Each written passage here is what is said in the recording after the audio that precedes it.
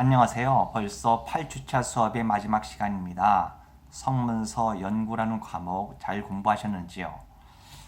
이번 주 토론의 주제는 에스더서에 하나님의 모습이 등장하지 않음에도 이 책이 정경으로 인정되는데 에스더서의 정경적 가치는 무엇인가 라는 것입니다. 에스더서의 정경적 가치에 대한 의구심은 크게 세 가지 이유로 인해 발생했다고 할 수 있습니다. 첫째는 에스더서에 하나님의 이름이 나타나고 있지 않기 때문입니다.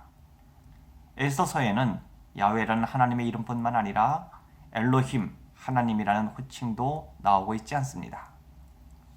둘째는 에스더서의 구약의 주요 신앙적 주제들이 거의 나오지 않기 때문입니다. 에스더서에는 율법이나 언약, 성전, 안식일 준수 등과 같은 주요 주제들이 나오고 있지 않습니다. 오히려 이 책의 주인공인 에스더가 이방인과 결혼한 것은 율법에 금하는 행동이기까지 합니다. 셋째는 에스더서에 등장하는 인물들의 모습이 구약의 가르침에 적합하지 않게 묘사되고 있기 때문입니다. 예를 들면 에스더는 할례를 받지 않고 이혼 경력까지 있는 이방인과 결혼했고 왕의 부인이 되기 위해 결혼 전에 성관계까지 했습니다.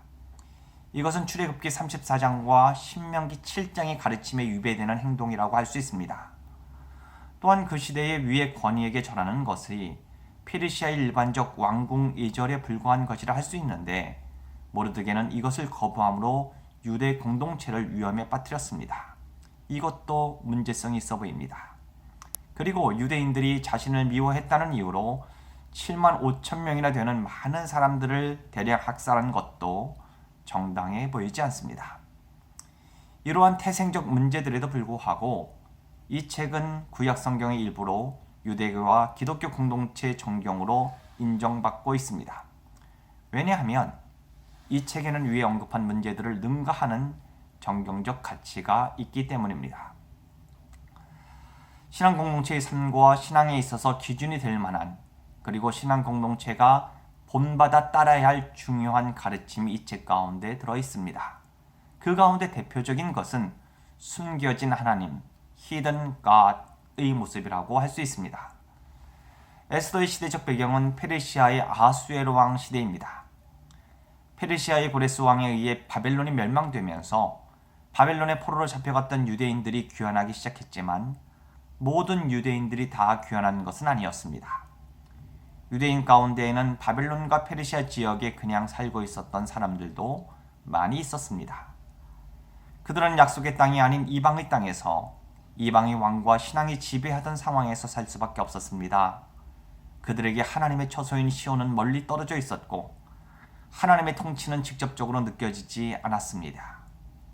디아스포라로 이방에 흩어져 살던 유대인들에게 하나님이 보이지 않는 암담한 상황 속에서 야훼의 신앙을 고수하는 것은 녹록지 않았습니다.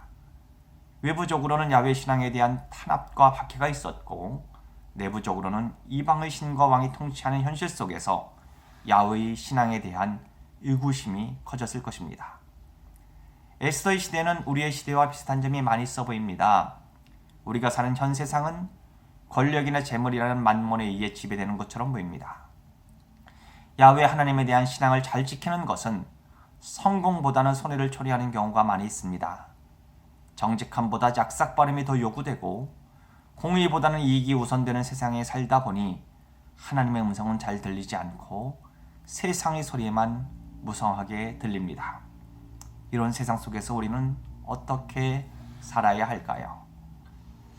현 세상에서 살아가는 우리 그리스도인들은 마치 골리앗의 외침 앞에 있는 이스라엘 백성과 흡사합니다. 골리앗이 큰 소리로 하나님과 하나님의 백성 이스라엘을 모욕하는 소리는 하나님의 부재를 말하고 하나님의 뜻에 따라 사는 것이 어리석은 짓이라고 외치는 세상의 소리와 흡사합니다. 골리앗의 외침 앞에 선 세 종류의 이스라엘 백성들이 있었습니다. 첫째는 사울 진영의 군인들로 그들은 골리앗의 외침을 듣고 놀라 크게 두려워하고 도망하였습니다.